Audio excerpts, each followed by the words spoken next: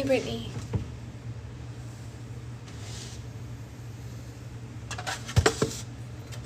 Morning, Jess. How's it going, everybody?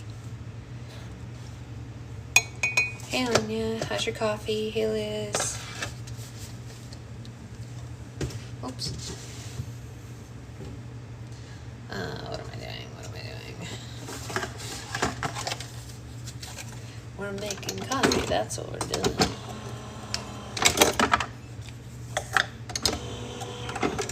Good morning, Naisa. I'm going to make a slime video too. Oh, thank you, Liz.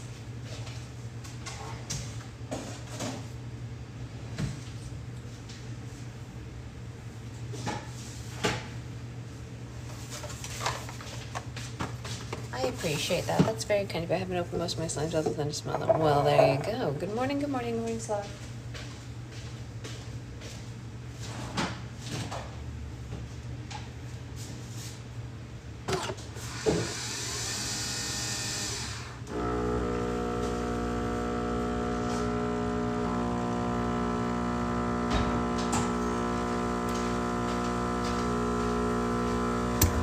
I have French press, so I'm waiting for it to steep a few more minutes. Oh, okay. Very fancy. You love my Marima. Thank you. It was a gift from my friend Shira. She got it for me, I think, maybe around my birthday last year or the year before. Honestly, I can't remember.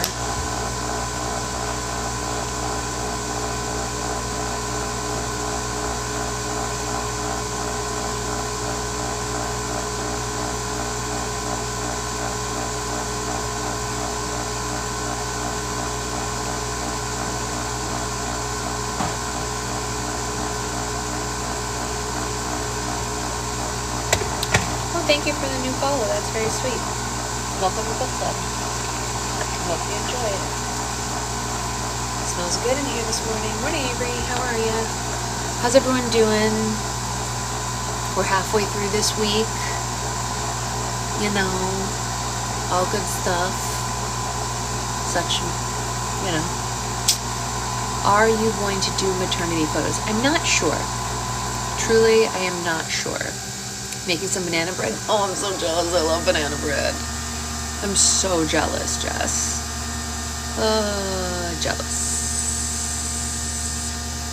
Actually doing pretty well for a change. Good, Brittany. I'm glad to hear it. I know you're struggling for a little while. But we're happy to have you back in book club. My address is... I didn't and I regret every second. Really, truly? I just, you know, right now, like... I'm not showing enough for it to make it worth it. I have 2 more pieces of the coffee cake muffins left, so they'll be gone by the end of this week. I'm just not showing enough for like photos to really feel worth it to pay for. We're definitely getting newborn photos after she's born. We've already picked the person who's doing them, and the person who's doing them offered to do maternity photos also. I'm just like, I don't know. I'm on the fence. I'm 24 weeks. She said let's talk in November and see if I look more pregnant. Because like right now, there's not a lot to see in a photo. I don't know. I'm a little just on the fence. But I hear both sides. Like I get it. But we're definitely having newborn photos. No questions about that. So don't worry there.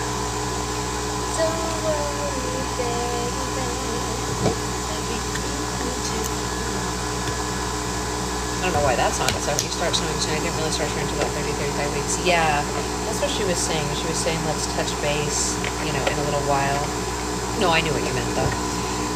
The photographer said kind of the same thing. She said, let's touch base in just a bit, you know, and see where it goes. And then I'll make a decision. It is a busy time of year to try to do everything. That said, there will probably be pictures of our baby shower. If you don't do professional, at least have secret husband or a friend take a few. Yeah, I mean, that's always an option, right? I do need to get better about taking weekly photos. I've been really bad about doing like bump update photos because there's just not that much change. You're making your coffee now? Very good, very good. I do want to try to get a video so you guys can see, because she moves a lot and she like, you can see her kicks in my stomach, but it's so hard to catch on camera, you know. But she's so strong already, but it is really hard to catch on camera. But we'll see. We'll see. I want to use that Finding Nemo sound, you know, that all the pregnant women are doing. It's like, Nemo, if you go near and touch it, and then you can see it weekly. Well, that's good. At least you guys can, because I certainly don't. But the sound, and then it goes when Nemo touches the butt, and they show the like little kicks. It's pretty funny. I really want to do that if I can catch it. I had tons of photos from my baby shop, but still regretted not getting mature. Oh, okay, well, that's a good perspective to hear. I take all, you know, all sides, if you will, as far as that goes, because I've never done it before, so what I don't know what I don't know.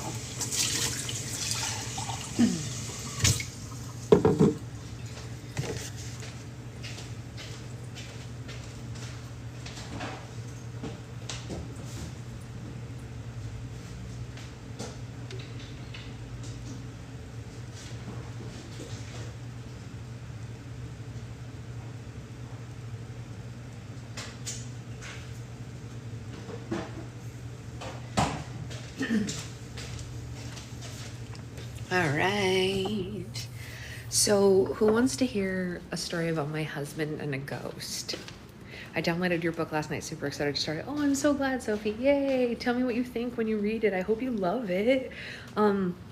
Guys, I really love hearing people's reactions to my book. So whether you love it or just like feel like it's just okay or whatever, please come back and at least tell me like how you felt about the characters and stuff. I worked really hard on my novel, and I would love, love, love to hear who your favorite characters are, what your favorite moments were, and things like that. So never hesitate to like come back and talk about it or whatever. I feel oddly far away from the table today. Did the table move? That's weird. I always like, oh, the coffee's good. All right, so I'm going to tell you a story about my husband and a ghost right now before we start reading. I'm going to put the book aside for a second. So who here makes their bed every morning? Raise your hand if you make your bed every morning. No judgment. This is not a judgment call. I just need to get a poll.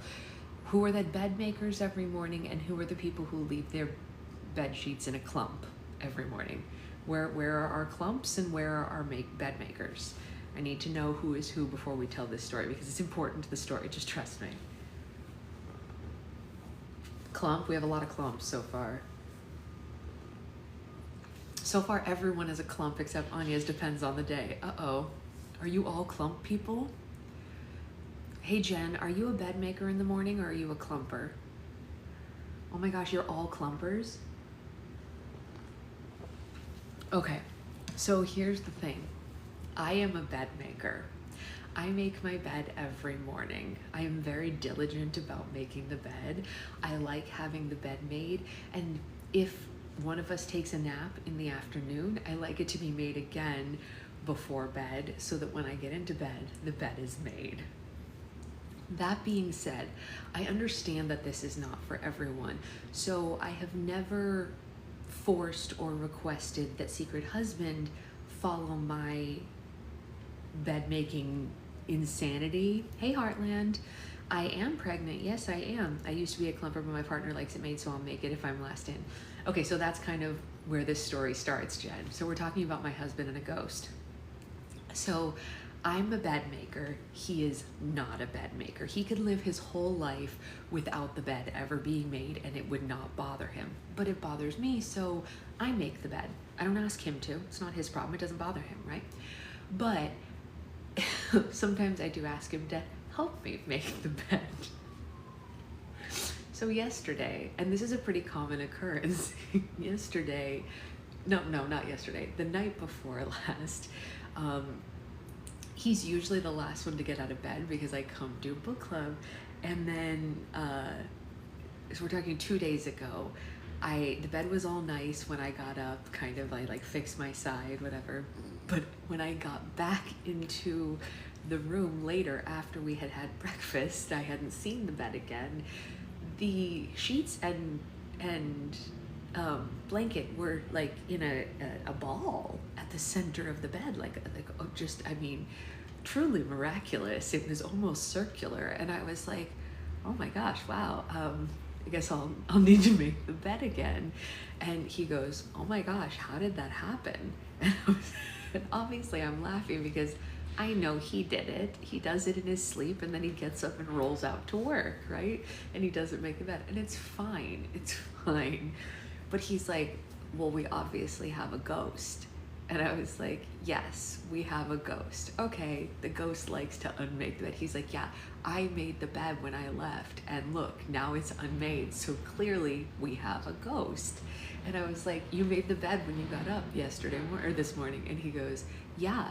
So the fact that it's unmade means that we have a ghost. And I said, it's probably the closet ghost, right? So I said this, okay, fine. So fast forward to, he took a nap in the afternoon. We made the bed that time. He took a nap in the afternoon. The bed is unmade, but he made the bed when he got up from his nap, okay? He made the bed after the nap. Very kind. And he goes, look at how nice our bed is. I made the bed. And I was like, that's so great, honey. Thank you so much for making the bed. It looks great. You did a great job. A+ on your bed making skills. Fast forward a little while, right? And then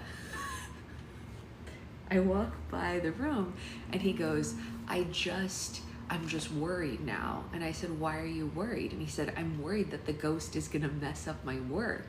And I was like, okay, well, I'm not gonna mess it up and you're not gonna mess it up. So we have a pretty good shot of the bed being made when we get back in there tonight to go to bed. And he was like, I don't know, man, it's pretty rough. I think that the ghost is gonna mess it up because he's a poltergeist and he likes to cause trouble. And I was like, okay.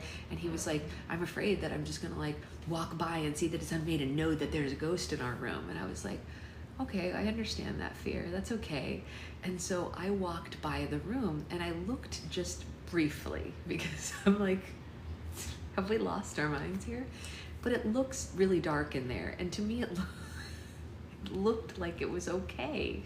But the room is dark, right? And so I just passed by and I said to him, I said, good news, the bed's made. It's fine. It's all good. And he goes, it is? And I was like, yeah, it seems fine. And I flipped the light on and the blankets are in a circle in the center of the bed again, like in a ball. And he goes, oh no, the ghost, it's come to get us. I don't know if it's funny or if I'm just like too pregnant to not laugh at this, but he absolutely set up an entire scenario where the bed was unmade in the middle of the day. We only opened day 1 of the advent calendar so far, just to put the blame on the ghost rather than himself for the bed not being made. I was like, he really took that joke and he ran with it as far as he could go. I hope so, Earth Angel, I hope so. No, it's true, he does have a really good sense of humor. But he made it a whole thing, and last night when we were getting ready to go to bed, he was like, I'm worried. I'm shutting the closet because like, what if the ghost comes out while we're sleeping? I was like, then we're gonna have a clump of sheets again, aren't we? Like, what is this outrageous individual? Anyway, let's read. It was like, you really took this whole ghost thing pretty far. Didn't see it going that far. It's definitely a ghost slap. I'll let him know that you guys agree that it's a ghost. And we have a good time on you. We definitely do. Okay, so for anyone who is new here, we are reading the nonfiction book. I did get morning sickness. I got all day sickness in my first trimester, but I haven't had any since like week 15. So it's been almost 10 weeks since I've had any morning sickness or anything. It's been great. This is chapter 5 of this book. And the book is centered around the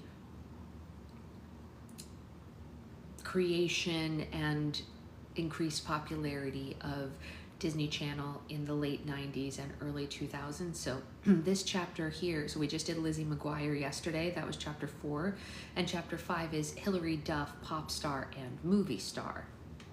So it's a little different. So we're gonna get into it now. All right. Turned the page too fast. Throughout the 1990s, the scope of Walt Disney Records had mostly been confined to animated film soundtracks and Mickey-themed compilations. By the way, those Mickey-themed compilations were fantastic. I owned all of them. But a week into Jay Lander's new role as the label's senior vice president of artists and records in early 2000, Disney CEO Michael Eisner announced that in a cost-saving measure, Disney would be pulling back on new animated musicals for the foreseeable future. Fewer musicals meant fewer musical soundtracks, leaving Walt Disney Records with mostly educational kids' CDs like Mickey Sings ABCs, Landers recalled. For the man who'd served as the creative advisor to Barbra Streisand and overseen projects with Neil Diamond and James Taylor, it was an unappetizing prospect. Looking for ways that he could make his job worthwhile, Landers quietly signed a 13-year-old Mexican-American singer named Mira to the label in the spring of 2000. Quote, "No one was paying any attention at Disney," he said, "so I didn't ask anyone." At the suggestion of her personal management team, Myra had professionally dropped her last name, Ambrose, and changed the spelling of her first name from Mayra to simply Myra, making it easier for non-Spanish speakers to pronounce. There were, at first, I was really butthurt over it, she said. There were moments when I truly felt like, well, what's my identity? Landers gave Myra a cover of Magic Carpet Ride to sing on La Vida Mickey compilation album, and with the help of Disney music executive Mitchell Leib, placed her extremely catchy song Miracles Happen When You Believe on the Princess Diaries soundtrack. We all know that one, right? In 2001, Myra also released a solo album on Disney's catch-all label Buena Vista Records and a Spanish-language album on their artist-focused Hollywood Records. For the young singer who had grown up with her parents and 4 siblings in a studio apartment in Northern California, the experience was life-changing. And she said, a non-stop roller coaster. She barely saw her mom and she toured around the world, but money from her Disney record advance was enough to buy her family a house. Each week, she and her dad, who traveled with her as her guardian, sent half of their per diem money back home to help pay the mortgage and cover the family expenses. But within 2 years, it was all over. Myra's family severed ties with her management team, and her time at Disney came to an end. Although Myra's talent and music were exactly in line with young consumers' taste at the time, Landers' attempts to secure opportunities for her across the Walt Disney Company faced perpetual hostility, and her career did not take off the way that he'd hoped. I made these big assumptions that I would be able to use the resources of the company, the theme parks, the channels, the international side, Landers said. I was delusional, thinking that if I signed her, people would get behind her. It was only after the fact that I came to learn how much resistance had been built up between the different various Disney divisions. And as Myra put it, I felt like I was the guinea pig. It's very interesting, actually. I didn't know about her and her experience. I know the song, obviously. Did anyone have her album? I didn't.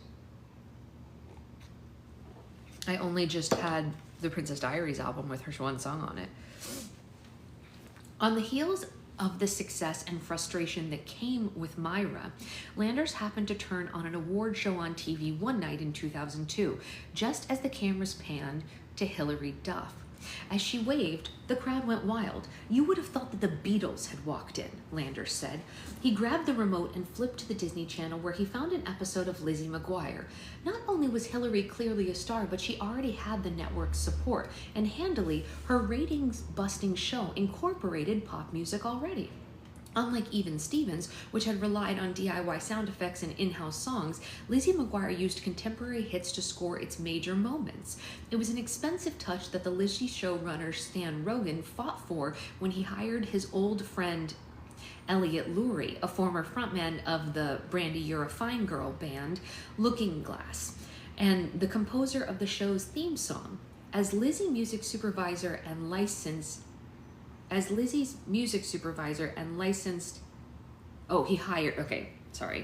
a clunky sentence. He hired his old friend Elliot Lurie, all that stuff was an aside, as Lizzie musical supervisor and licensed a variety of tracks under a cost-saving 5-year deal. That's better. Landers' mind started racing. What if they created a soundtrack album of pop songs featured on the show, plus a few others that fans could imagine that Lizzie might listen to if she were real, to create a sort of Lizzie playlist in CD form? Lizzie already had wrapped shooting, but new episodes would continue to air for the next year or more, and if Hillary was interested, the centerpiece of the soundtrack could be a new song recorded by her. Hillary had never sung professionally, but that didn't really matter whether or not she was even a skilled singer. They could work around that by picking an easy track and adding copious auto-tune if required. Having been burned by seeking cross-Disney support after he signed Mira, Landers changed course and set about discussing the idea of signing Hillary with various parties. Hillary and her mom were thrilled for Hillary's singing dreams to finally come true, and Landers' enthusiasm was music to Rogo's ears. He'd been eager to cross the show into the music space and had been pushing the Disney Channel executives to make that happen. Next, Landers raced to find support from Bob Cavallo, the chairman of Disney Music Group, which included Walt Disney Records, Hollywood Records, and other labels. But Cavallo was reluctant to greenlight the project. Landers wanted to tear his hair out. Walt Disney Records was sitting on a pile of gold, and they just couldn't see it. Oops. He made a plea to Hollywood Records executive Mitchell Leib, who yielded influence with Cavallo, given his decades-long history with Disney and his recent hit soundtracks for teen films like 10 Things I Hate About You and Save the Last Dance. Quote, "This soundtrack is happening," Leib told Cavallo. "I'll back it. If you don't like it, just look the other way." It wasn't worth the fight. Cavallo stepped aside and let them proceed anyway. Over the next few weeks, Landers, Rogo, and Laurie worked together to package a cohesive album of 12 tracks, ranging from Smash Mouth's cover of Why Can't We Be Friends to ABC by the Jackson 5, Walk Me Home by Mandy Moore, and of course, the Lizzie McGuire theme song sung by Angie Jari. This was pre-iTunes Store, which would start offering individual song downloads when it launched in 2003, and it was much easier for fans to buy a soundtrack of a CD than hunt down individual tracks across separate artists' albums. Makes sense. I had a lot of soundtracks back then. Haven't bought one since, though. Because now once you hear a song you like, you just go for the one. iTunes killed the CD star. It's true. For the piece de resistance, Landers selected a cover of Australian singer Brooke McClymouth's I Can't Wait to give to Hillary.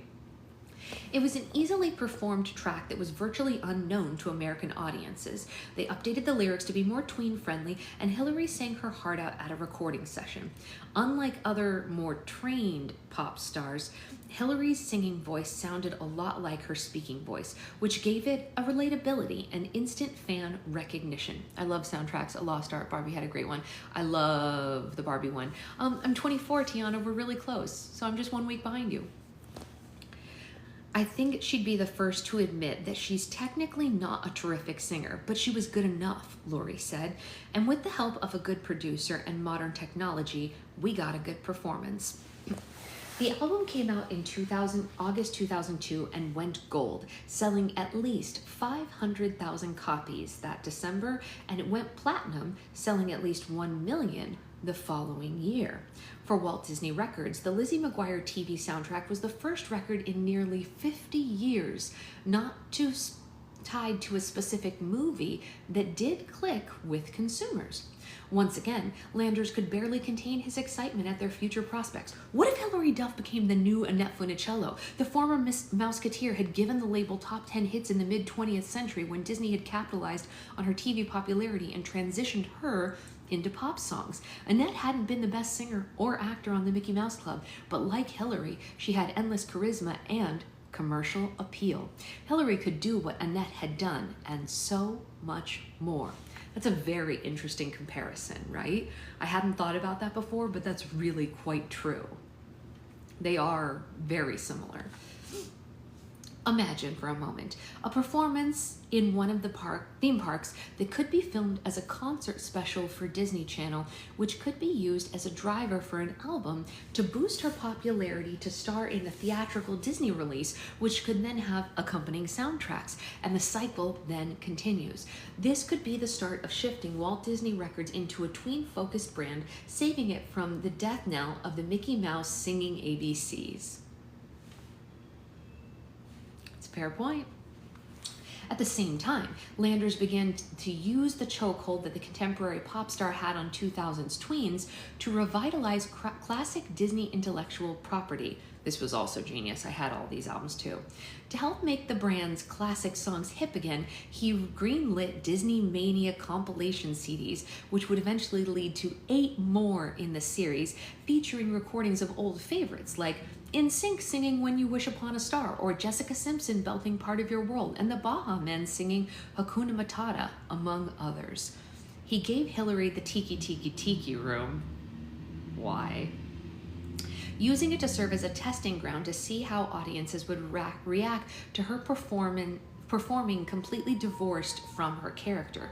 Even when she was assigned to arguably the worst song of the bunch, the support from Hillary fans was overwhelming. And ahead of Disney Mania 2, Landers created the version of We Are the World for Disney Channel crowd called the Disney Channel Circle of Stars, which assembled talent from various shows to record new versions of The Lion King's Circle of Life. Do you guys remember that? I remember seeing this. It was wild. It was like the coolest thing I'd ever seen. I was like, it's everybody all in one place singing Circle of Life. I mean, you know. And they shot a collaborative music video that would air on the Disney Channel. It sure freaking did. It sure did. Alongside confident,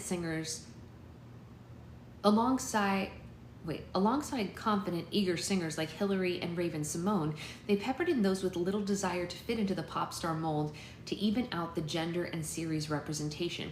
If you watch, this is a quote, if you watch, you'll see me in the background doing some moves that are very me-like, going like, what the F am I doing here? How did I get myself into this? Even Stevens A.J. Troth said. Looking back, quote, I'm so glad that it exists, but in the moment I was like, this isn't me. This definitely isn't me. Between takes, other defining moments took place at the Circle of Life shoot. Christy Carlson Romano pulled Raven and Annalise Vanderpool aside to show them her new breast implants. I wanted to make an impression, Christy told Annalise as they reminisced during a 2023 episode of Christy's Vulnerable podcast. I really need to listen to that. Oh, and you did, girl. You did, Annalise replied. I'll never forget those boobs. They were the best boobs I've ever seen. End quote. We have definitely hit the I remember how good it was back then years. Yes, Anya.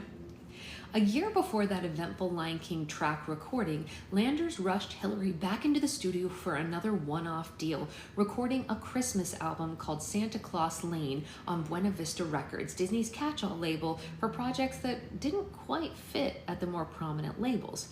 The album's title was originally called Candy Cane Lane, with lyrics entirely themed around sugary treats, but there was concern that that might send a bad message to the cavity-prone kids of America, and the song was reworked. The Christmas ditty appeared at the end credits for Walt Disney Pictures' The Santa Claus 2, also a great film by the by, and Hillary's first performance in front of a crowd singing it on Movie Silver's interstitial on the Disney Channel. But this was bigger than just Hillary, Landers thought. He reflected on the titanic successes of Britney, Justin, and other former Mouseketeers who had struck it big. He even called the all-new Mickey Mouse Club's casting director, Matt Costella, to see if he would come work for Disney Records and help spot talent. He would not. And he begged Marsh to do a new iteration of the Mickey Mouse Club so that he could sign new kids to Walt Disney Records. Marsh declined. Signing Disney Channel talent to a Disney-owned label might seem like a no-brainer in hindsight. A version of Walt Disney Records had been around since 1956, and Hollywood Records had been there since 1989. The tools were all there, but the separation and hostility between the various branches of Disney made communication and willingness to forget new paths between them virtually non-existent. This is interesting. Crucially, the Disney Music Division fell under Disney Film Division, meaning that the profits from the music side factored into studio executive bonuses, not those of the network executives. Quote, those siloed businesses are what prevented great alignment between the record business and Disney Channel coming together prematurely, Mitchell Leib said. It all came together when it just became so effing obvious. According to Landers, Disney Music Group chairman Bob Cavallo initially told him not to pursue anything further with Hillary beyond the Christmas album. Gary Marsh at Disney Channel was also skeptical. Quote, if you fail with Hillary, then she's just a failed singer, Marsh cautioned Landers, and it'll hurt the show. But Landers had a different perspective. Do you know how many records Frank Sinatra put out? Landers asked him. No, we only remember the hits. If Hillary puts out a song and it doesn't connect, no one will ever know that it came out. But if she puts out a song and it's a hit, everyone will know. There's no downside. Nothing ventured, nothing gained. Honestly, he's not wrong. Like, he's not wrong. You gotta try, right? Like, what's the harm in trying? If it flops, no one's gonna remember, you know? It's true. Well, we wouldn't be reading about her if she hadn't been a hit. Landers pushed ahead and set up a meeting with the Duffs. He couldn't offer them an all-over record deal, but they could at least discuss the possibility of making a one-off pop album. The Duffs were eager but hesitant to commit, given Hillary's already intense schedule working on films like Angel Cody Banks and the Lizzie McGuire movie. They didn't have time to come up with creative ideas or have copious input. They needed a plan that would take care of all the specifics so that Hillary could just pop in and out of the studio between her other obligations. A follow-up meeting was set up with Bob Cavallo. Why do I keep pronouncing his name wrong like I don't know his name? Cavallo,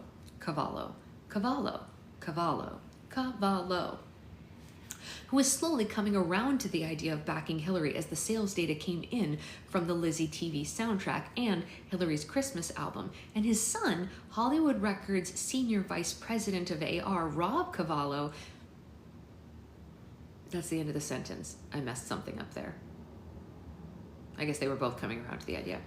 Patriarch Bob was a legendary music producer and music manager whose clients had included Earth, Wind & Fire, Alanis Morissette, and Green Day. He approached the meeting with the Duffs like he would any one of those artists, stressing the creative license that Hillary would be given and how she would be the main idea generator for the project.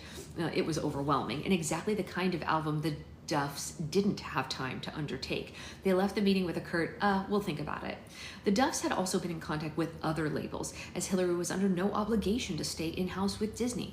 But Hillary's music manager, Andre Reck, cautioned them against leaving the fold. Quote, we wouldn't get the attention and the care that we'll probably get from Disney or Hollywood Records, who have an invested interest in the brand already, he told the Duffs. They ultimately did stick with Hollywood, since Walt Disney Records didn't oversee single artist albums or marketing. But because Landers had shepherded Hillary's music at Walt Disney Records, he was loath to let Hollywood snatch away his artists. Quote, it was incredibly uncomfortable, former Hollywood's record general manager Abby Konowich said of the tension between the two labels. The music executives managed to work out a cross-label deal, allowing Landers to have continued involvement on what would become Hilary Duff's debut solo album, Metamorphosis. Great album, definitely own it. Quote, okay, great album is a bit of an extreme statement. I wouldn't say it's a great album, but it was a fun album and worth having, I guess is what I should say. Quote, the only thing I was against was the title because I couldn't spell it, Landers said. They brought on renowned producers and songwriters including The Matrix, Cara DeGuardi, and Charlie Midnight to craft an album of pop and rock bops like Come Clean, So Yesterday, and Sweet 16. Come Clean and So Yesterday are still played today, so this obviously worked. Hillary had so much personality and she was able to convey that on a recording, Midnight said in a 2013 MySpace interview. I'd never worked with anybody so young and I was pleasantly surprised that we didn't have to coax a personality out of her. The idea of metamorphosis really came from her and it was she who was going through a metamorphosis. Metamorphosis was released on August 26, 2003 and shot to the top of the charts and went triple platinum within 5 months. That's insane. I did not know that, and that is wild. That's insane numbers. Hillary embarked on a 30-plus date concert tour and took the stage at Z100's annual Jingle Ball in Madison Square Garden that December. As she finished her performance in the iconic New York arena, her team applauded her efforts and congratulated her on a job well done. Hillary didn't seem enthused. "I wasn't feeling it. I felt a little hoarse," she told them. "Oh, honey, the only time your mic is on is when you say woo or hello, New York," Landers thought, but nobody told Hillary that.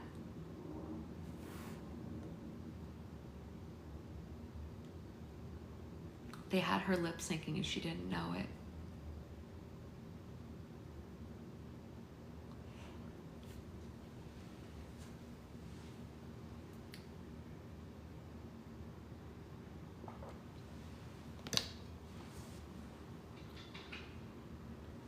That's harsh.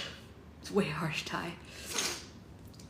"Hillary uniquely created a business for us because of her magic," Konowich said. "Hillary had that magic that comes along every 10 to 20 years. People loved Hillary Duff." With the groundwork laid, Hillary and subsequent teen solo artist albums moved completely over to Hollywood Records, and a frustrated Landers eventually left Walt Disney Records to go to Nickelodeon. I feel like they did that with Britney for a while and she figured it out. I don't know, I feel like Britney knew. I don't remember why I think that. Did we read that in her memoir? I think Britney knew. I think. I'm not sure, Jess. He went to Nickelodeon, where he oversaw music for stars of Big Time Rush, iCarly, and Victorious. Oh, it's on the YT, Jess, if you ever want to go back and listen to it. It's there if you're interested. We had mixed feelings about the Britney memoir as a group, if I remember correctly. The information was interesting. Of course, we want to support her. We love her as a person and we feel for her. But I think the overarching feeling that we came out of her memoir with was she learned some of the wrong lessons from the situations in her life. And we feel for her and all of the experiences she went through, but she didn't, like, if you read Paris's memoir, Paris learned the right lessons from her life experiences. Like, everyone goes through bad ups and downs, whatever. And Paris came out the other side with the intelligence and, like, forward thinking of someone who's learned from the situations. And with Britney's, she would say something, we were like, oh no, honey, not that. That's not it. That was the overarching thing there. Quote, "The thing is, I have to impress upon you," Landers told me, "there was nobody at Disney who liked the idea of being in the tween business at labels. It wasn't hip enough. It was too much work. There were 100 excuses until it became successful." Worth the read, especially if you didn't understand the whole bring brick back thing. Yeah, her experiences are horrific, but she hasn't processed her trauma yet. That's a really good way of putting it, Jen. Her experiences are horrific, but she hasn't. I think she needs someone to guide her through. Now that she's on the other side and we know it hasn't been that long, she needs someone who's not married to her and doesn't earn money off her other than like being paid an hourly wage for being a therapist, to walk her through healing and dealing with that trauma. She hasn't done the work, and I understand why. Her life has been traumatic. Don't get me wrong. I'm not victim blaming or anything like that, but she needs to do the work for her own sake and for her children's sake, in my opinion. The other key component to the entire Disney Channel musical venture in the 2000s was the Radio Disney, an AM station for kids and tweens sandwiched between the likes of Rush Limbaugh and NPR. First founded in Dallas, Texas in 1996 with a national rollout the following year, the station was an anomaly. It populated its musical lineup with pop hits from artists like Britney, Christina, A-Teens, Baha Men, S Club 7, and songs that kids just loved, like jock jams, Weird Al parodies, and vintage rock anthems such as We Will Rock You. Yeah, someone who isn't taking advantage of her. Exactly, Jen. The process for vetting the tracks was intense.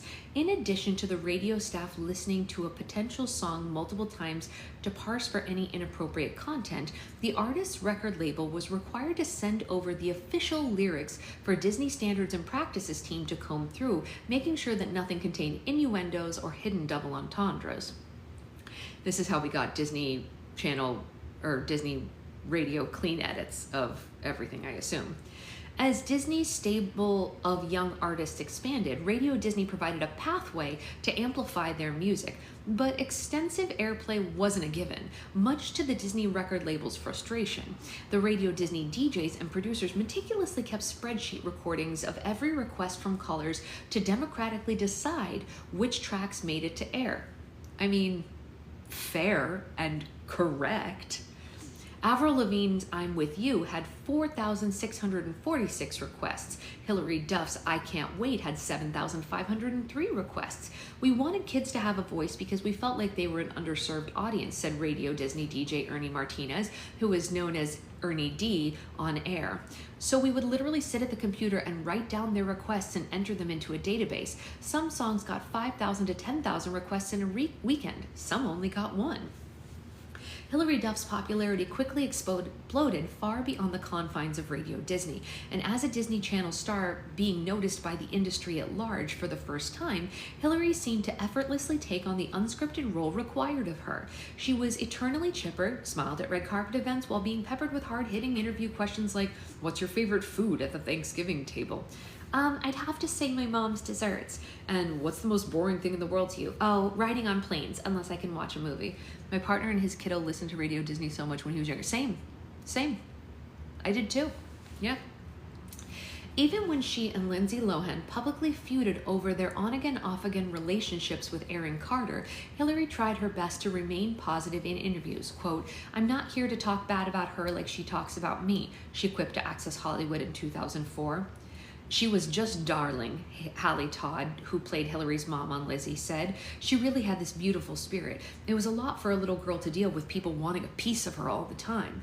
The Hollywood careers of other Disney Channel talents like the Mouseketeers, Kristen Storm, and Christy Carlson Romano hadn't blown up while they were still attached to their Disney projects.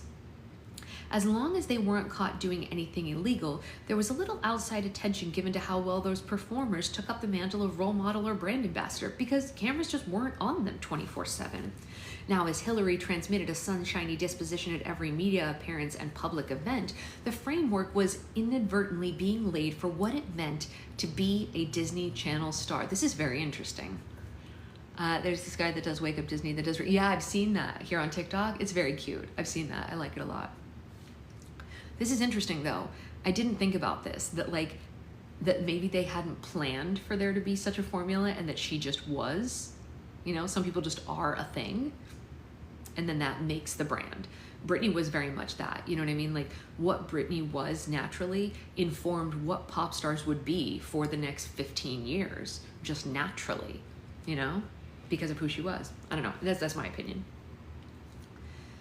Bubbly and wholesome was just a part of who Hilary was, and she had little desire to rebel against the system because she could largely be herself within its confines.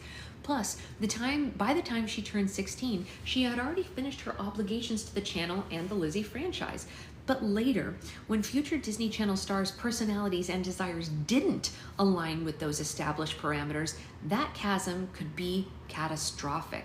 And although Hilary was certifiably sweet, she was also savvy. When Lizzie McGuire director Savage Steve Holland grew impatient with how long it took the show's hair and makeup team to work on the kids who, in his mind, were already camera ready just as they were, Hilary reminded him how much was at stake for her as the lead of the show. "This is forever," she told him. "When I'm on TV, it's like my one shot. I'm going to be seen like this for the rest of my life," end quote. It was a precedent observation. In her late teens, as Hilary grew up and moved on beyond her Lizzie days, she developed an eating disorder over the pressure she felt to be thin on camera, and she struggled with, quote, "trying to navigate becoming a person that I wanted to be outside of who everybody wanted me to be," she said on the Good Guys podcast in 2023.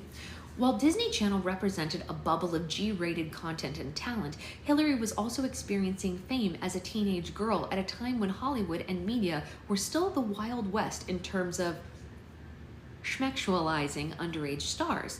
When Hilary was 15, a male Rolling Stone reporter made a point to mention her pink thong, which he had caught a peek of when she crouched down to sign an autograph for a fan in a wheelchair at the 2003 Teen Choice Awards. And at the same event, host David Spade addressed Hilary in the audience during his monologue. He said, quote, "You're almost 16? Sweet, as my good buddy R. Kelly says, if she was only 2 years younger," end quote. Ugh. That is so hard to read and so nasty. That is literally barf-worthy disgusting. First of all, we all know bad R. Kelly, but like,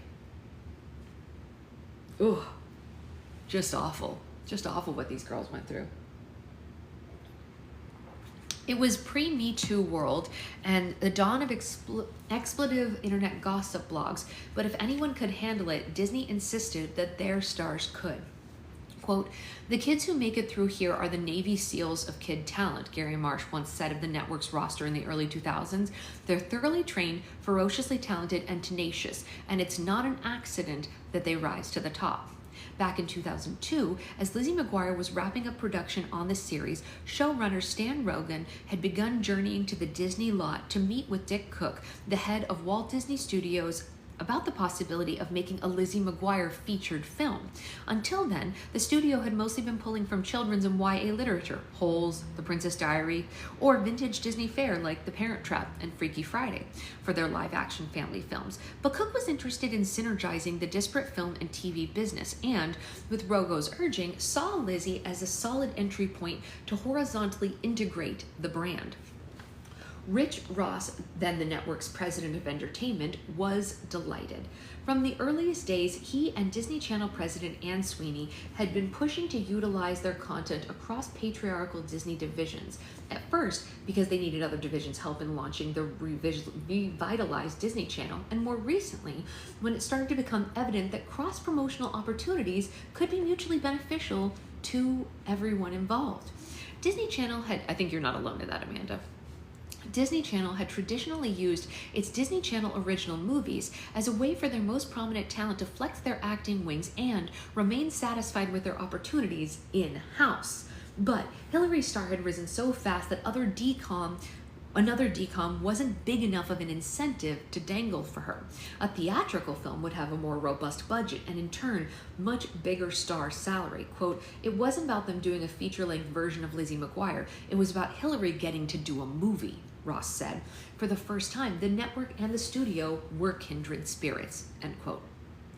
Cook approached Walt Disney Studios development executives Doug Short and Karen Glass, who had previously shepherded The Princess Diaries, to oversee the feature. Cook wanted the Lizzie film to be similar in tone to the Anne Hathaway Julie Andrews Charmer, but they needed it to do the same with roughly half the film's budget at just $17 million. Hey now, what dreams are made of? Yeah, for sure. My bestie / neighbor just asked me to come watch the baby while she showers. Aw, that is an exciting moment. That's so sweet. That's a really helpful thing to do, Brittany. That you're doing the Lord's work, helping her out like that. Moms need that for sure. Quote, "We were pretty much at the lowest level budget because this was a huge risk," Short said.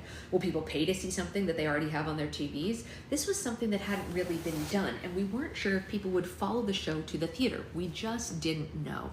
Disney needed to get the Lizzie movie done quickly to capitalize on the popularity of the show, but they'd need to make sure that potential moviegoers didn't just envision the film as a 90-minute episode of the series that they could watch at home. One of the most blatant ways to achieve the differentiation would be to change the setting. They'd uproot Lizzie from her comfortable suburban existence and send her abroad. 40 years after Gidget Goes to Rome, the American Girl Finds Love and Adventure in Europe genre was having a major moment. It's totally true, it really was. Mary-Kate and Ashley Olsen had perfected the formula in their straight-to-DVD romps Winning London, Passport to Paris, and When in Rome, and former Nickelodeon star Amanda Bynes was attached to her own transatlantic theatrical film, What a Girl Wants. That movie was okay. It'd be great if I could learn to read, wouldn't it? Ensconced in mid-century glory of Polo Lounge at the Beverly Hills Hotel, Short, Glass, and Rogo, and the Lizzie executive producer Susan Estelle Jansen had a series of meetings to flesh out the plot and the feel of what was originally titled Ciao, Lizzie, and later became simply the Lizzie McGuire movie. The film would follow Lizzie's 8th grade class graduation trip to Rome. Whose 8th grade class got to go to Rome as a graduation trip? Raise your hand if you got to go abroad as your graduation trip for frickin' 8th grade.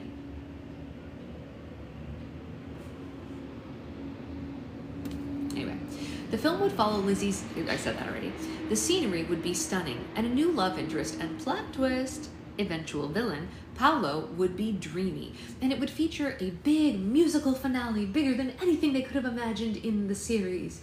The studio executive selected an unlikely candidate to direct, Jim Fall, an indie filmmaker whose biggest hit so far had been the low-budget gay rom-com Trick, which had premiered at the 1999 Sundance Film Festival. Quote, "I didn't know what the hell Lizzie McGuire was," Fall said. "I'd never seen the TV show, but I read the script and I realized, oh, this is actually a romantic comedy with a $17 million budget set in Rome." After his initial meeting with Short and Glass, Fall left them with 5 pages of single-spaced notes detailing what was wrong with the original script and how he'd fix it. Step 1, nix the roller skating scene in the Pantheon. He was the most enthusiastic option that they had. Quote, "I think the studio ultimately very wanted somebody outside of the Lizzie McGuire TV show world, probably so that they could feel like they were controlling me," Fall said. "But they never did. I never got pushback on anything. I just made the movie." All of the main cast returned for the Lizzie McGuire movie, except for Lillian. They were in initial discussions with her about coming back to play Miranda, but it was an immediate no on her end. Plus, quote, "I don't believe that Hillary wanted her to be part of the movie," Robin Lapines, who oversaw casting for both the series and film, said. "It probably would have been uncomfortable for both of them." So it was made clear that Miranda would not appear in the script, other than offhand mentions about explaining her absence once again. New cast members included comedian Alex Borstein of Mad TV fame, who signed on to play the domineering chaperone Miss Ungermeyer.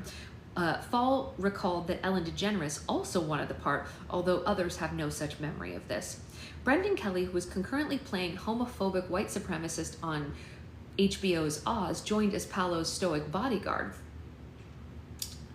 And Canadian actor Yanni Gelman, who won the part of Paolo, the Italian pop star who woos Lizzie by showing her the sights of Rome, before it's revealed that he's just using her to embarrass his ex-girlfriend, an Italian singer named Isabella, who happens to look exactly like Lizzie with just brown hair. Quote, "I always imagined myself to have, if nothing else, a great love and appreciation for Italian culture," said Yanni, who previously had a small part on the famous Jet Jackson and a larger part on the DCOM True Confessions. "I think it just fed into the role," he said. When Hillary and her mom initially met with Fall to discuss the film at a Starbucks on Santa Monica Boulevard, Hillary's first question was, "I don't have to kiss Gordo, do I?" It wasn't a dig at her co-star Adam Lamberg, but at the thought of having to kiss someone that she'd worked alongside with for years. And in the early 2000s, there was no such thing as an intimacy coordinator on set to make on-screen kisses less uncomfortable or traumatic. Some Disney Channel shows occasionally found creative ways to have their scripted kisses not involve an actual lip lock, like when the luggage cart blocked Lily and Oliver's Hannah Montana final kiss. But the Lizzie McGuire series had ended with a romantic tension building between Lizzie and Gordo. The last scene of the film features them sharing a blink and you miss it little peck on the lips. Quote, "I think that's the first take and the only take," Fall said, "of what made it to camera. Maybe I would have wished the kiss to last a little longer, but in retrospect, I think she did it right." While the executive producer is king on a TV set, in the movies, it's the director who holds the most creative power. After writing an early draft of the script, Susan Estelle Jansen was no longer involved in the Lizzie McGuire movie.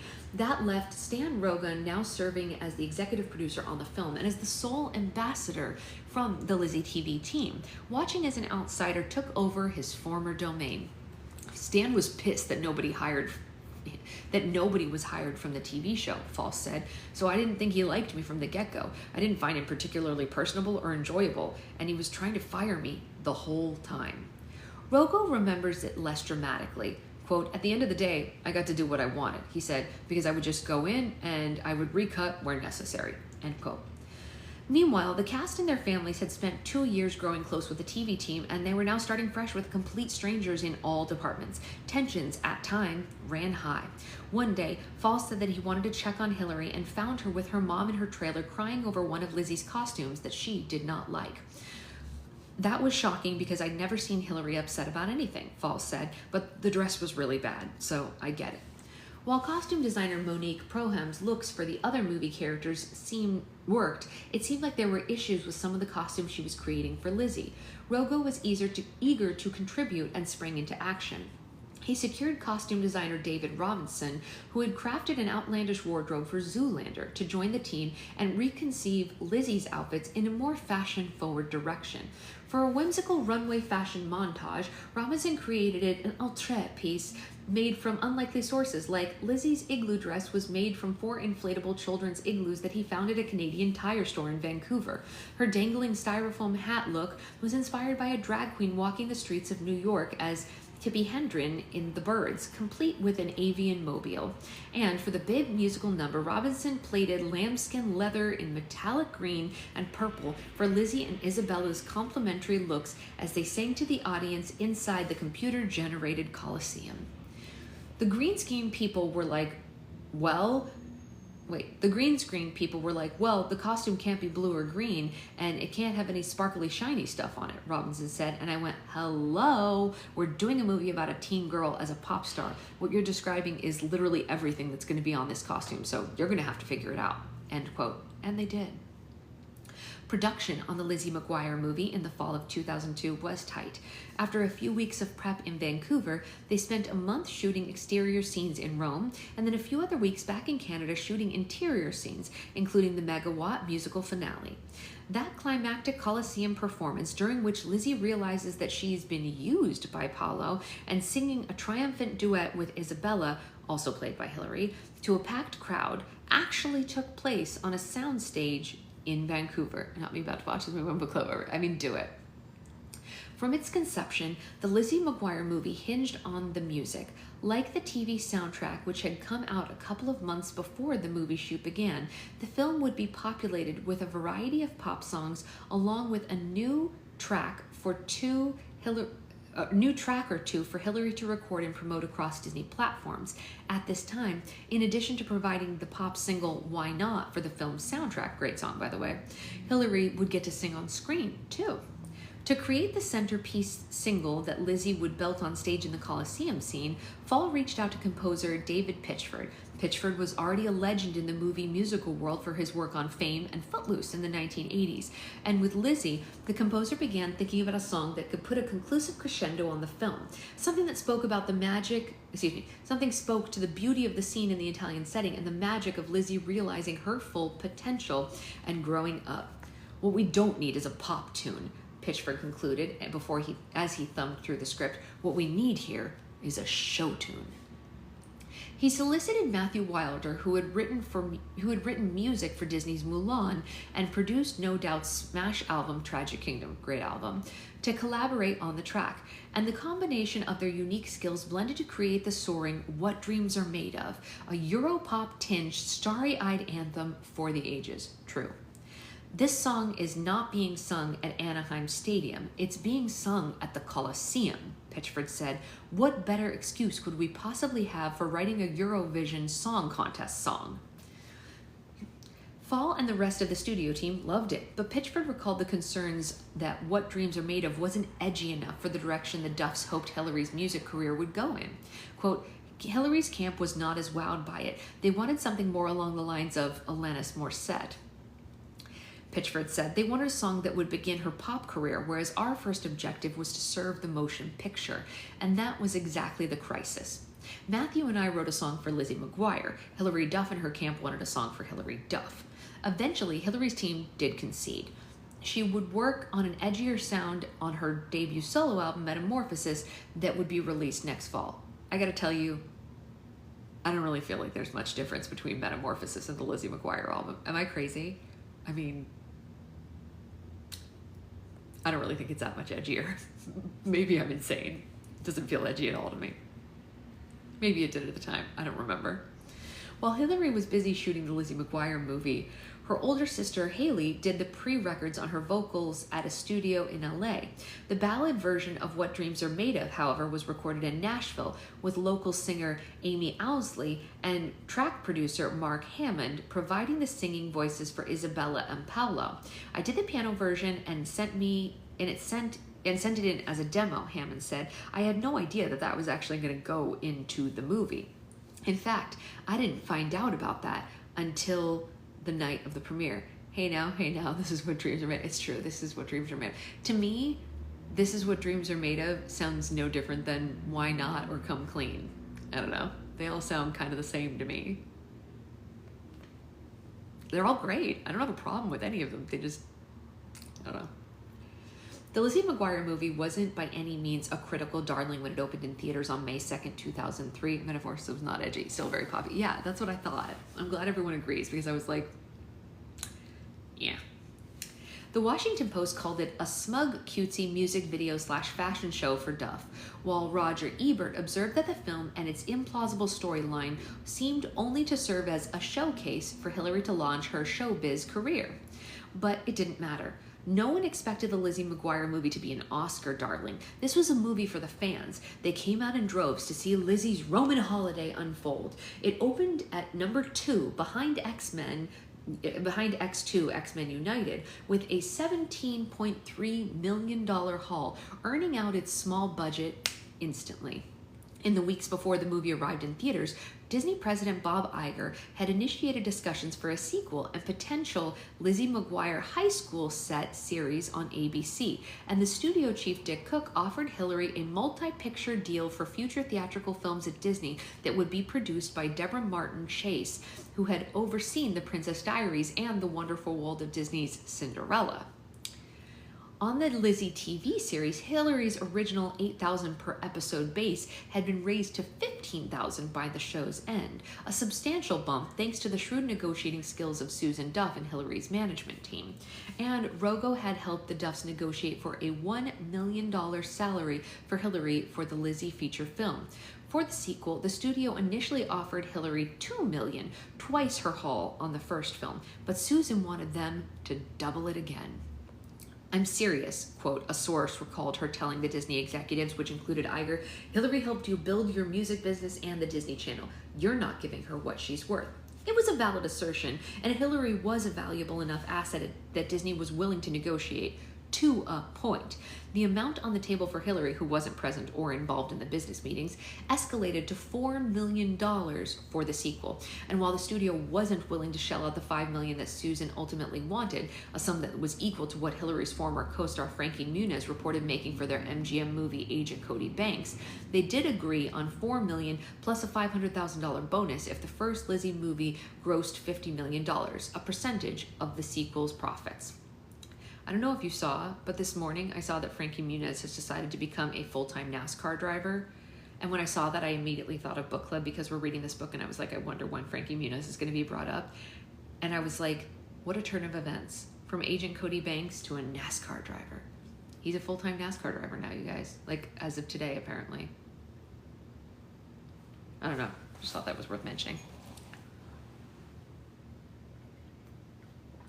Me either, Sophie. It was on Facebook this morning and I was like, what? It was like on People Magazine on Facebook and I was like, cool, I guess. He's like our age, right? So like, whatever.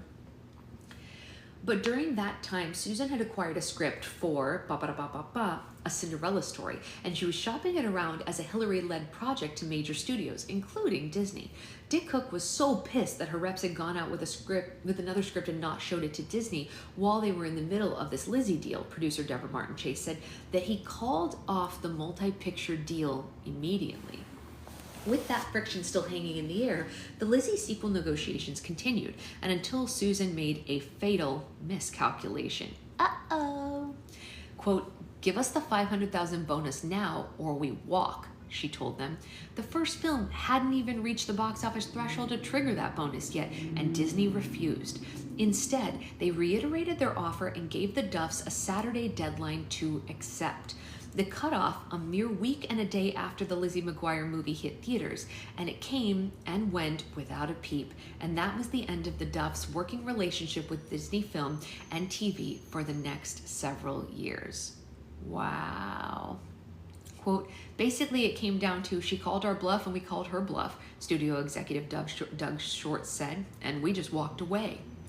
Susan's decision to take the negotiations public and give interviews discussing her displeasure with the dealings only solidified Disney's decision to stand their ground. Quote, "It was a bold move that wasn't going anywhere," Rogo said. "When I'm getting calls from Bob Iger, you know that the buck has to stop someplace. Iger told me a line I'll never forget. He said, 'Stan, You know I'm pretty unfappable, and she's fapping me. Still, many of those who worked on Lizzie perceived Susan Duff's actions to be in the service of protecting Hillary and her interests rather than exploiting her. Quote, she always struck me as a mom who was looking out for her kid versus a mom who was looking out for her kid's career, Lizzie writer Nina Bargel said. Susan insulated Hillary from the business side of the business, but behind the scenes, she made sure to multiply whatever obligatory money was put into Hillary's Coogan account, a locked bank account mandated by California law where 15% of a child performer's earning must be set aside by their employer and are only touchable by the performer once they turn 18 or are legally emancipated. It's a good law, and it should be more than 15% in my opinion. And the Duffs invested a significant portion of the rest of Hillary's paycheck in stocks, Texas oil, and real estate to set her up for success no matter what direction her career might take in the future. Them's the breaks, right? That's the good stuff. They were like, just in case, let's make sure she's got it. Quote, Susan was often not appreciated for how hard she would fight to get what she considered to be fair deal for her daughter, Rogo said. A line she often used is, Disney is always marking down my kid, like a discount department store. Susan had her own way of expressing it that often chafed people at Disney. That was unfortunate because what she was basically saying was, just be fair to her. With Disney in the rear view, Rogo negotiated an offer from NBC boss Jeff Zucker for a 13-episode order of a new high school series set to star Hillary on that network. They couldn't make it a Lizzie McGuire spinoff since Disney owned Lizzie, but it would essentially be the same low-concept scripted series with Hillary now navigating the highs and lows of high school. Disney's offer for Lizzie's ABC series had been $35,000 per episode.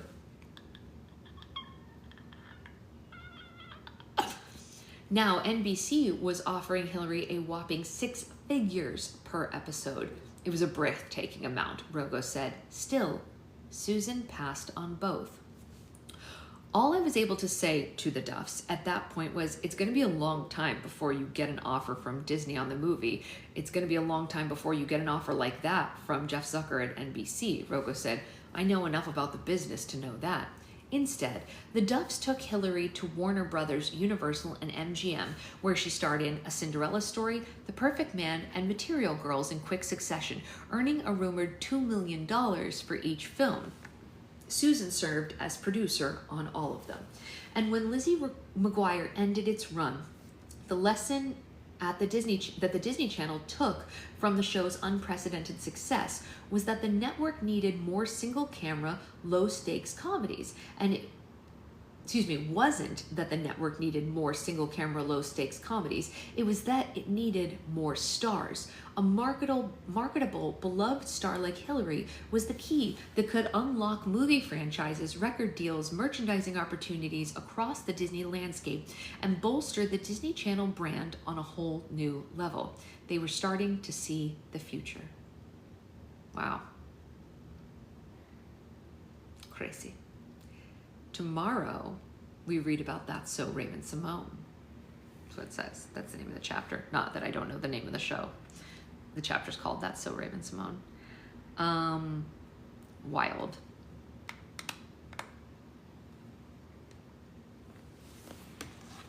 That's some crazy stuff, y'all.